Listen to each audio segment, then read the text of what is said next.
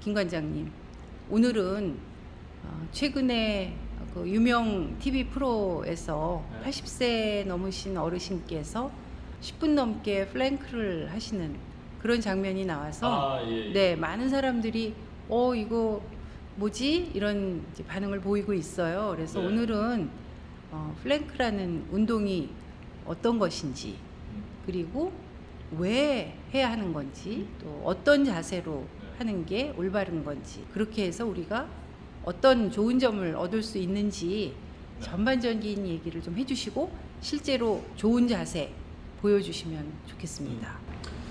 일단 그 프로를 제가 잠깐 봤는데 뭐 대단하시더라고요. 일단 마라톤도 풀코스로 완주하시고 그러는 과정에서 본인한테 또 무리가 되는 걸 아시고 또 무리가 안 되고 체력적으로 좀 도움이 되는 운동을 찾으신 것 중에 하나가 이제 플랭크를 찾으셨고 그걸 계속 하다 보니까 10분 이상 이렇게 할 수 있게끔 되신 건데 굉장하신 거죠, 어떻게 보면. 요지는 그거 같아요. 자신한테 맞는 운동을 찾아서 매일매일 반복해서 자기 것으로 만드는 그런 과정들.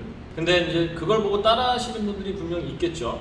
근데 제일 중요한 맹점은 플랭크라는 운동이 무엇을 위한 운동이냐인 것 같아요. 근데 이제 플랭크라는 운동은 결국 우리가 이제 엎드려서 이 복부에 힘이 가해짐으로써 자기 체중에 어떤 무게가 가해짐으로써 복부의 힘을 키우는, 단련하는 그런 운동이 하나거든요.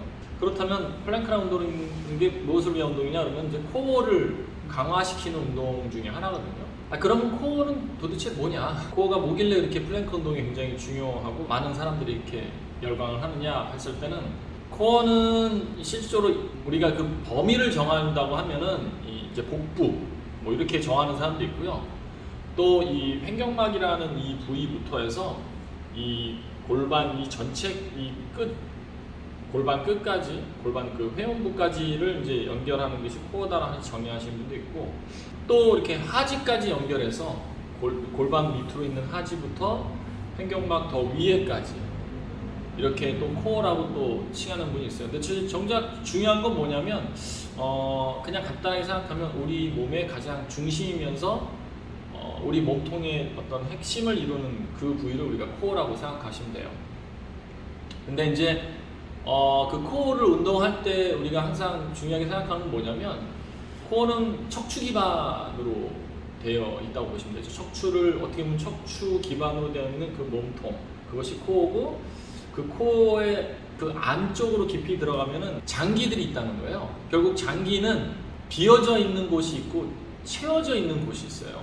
근데 보통 코어는 비어져 있는 그 공간의 압력을 컨트롤하는 운동이 이제 코어 운동인 거예요. 그러니까 반드시 그 압력이 존재할 수 있는 그 구조적인 그 안정성, 그 다음에 그 압력이 원활하게 흐를 수 있는 순환이라는 개념으로 봤을 때는 호흡, 이 두 가지가 굉장히 중요한 거거든요. 그냥 단순히 버티고 그냥 그 동작을 오래 지속한다고 해서 코어 운동이 되는 게 아니라 그 코어라는 그 공간 안에서 힘이 어떻게 작용하고 그 안에서 호흡이 어떻게 이루어지는지를 계속 지속적으로 보는 그 연습, 그 운동이 코어 운동이고 그 코어 운동 중에 하나가 이제 플랭크라는 운동인 거죠.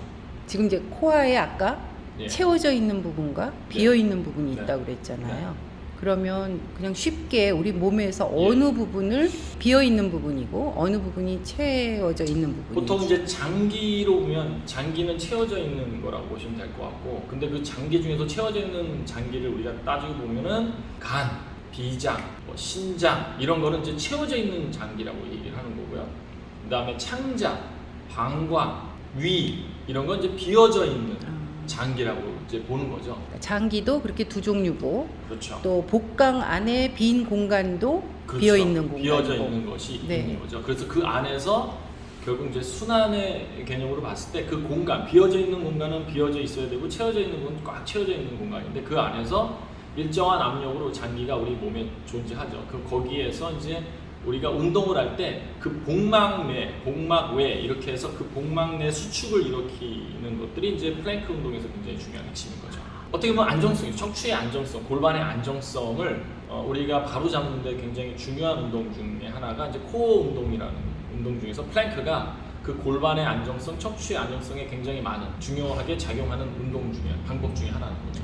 그 운동하는 자세를 보면 지금 척추, 골반 이런 거를 거기에 도움이 되는 운동이라는 생각을 사람들이 못할 것 같아요. 왜냐하면 몸이 이렇게 평평하게 예. 긴장 상태로 자세를 잡고 버티는 그런 네. 모습이거든요. 그러니까 문제는 바로 그 좀 전에 지금 말씀해 주신 버틴다는 코어는 버티는 운동이 아니라 코어가 가지고 있는 균형이 있죠. 밸런스가 있는데 그 밸런스를 내가 적정한 위치와 적정한 압력과 적정한 길이를 가지고 컨트롤하는 연습을 하는 거예요. 그 선생님께서는 코어 운동을 10분 동안 컨트롤할 수 있는 능력이 있으신 거고 저희 이제 운동 안 하시는 분들은 코어를 컨트롤할 수 있는 능력이 떨어지는 거죠. 그냥 몇 초 이렇게 그러니까 버티는 개념으로 가면은 절대 오래 할 수 있는 운동은 아니고 컨트롤을 하다 보면 우리가 10분도 그 이상도 컨트롤할 수 있는 능력이 생기면 척추나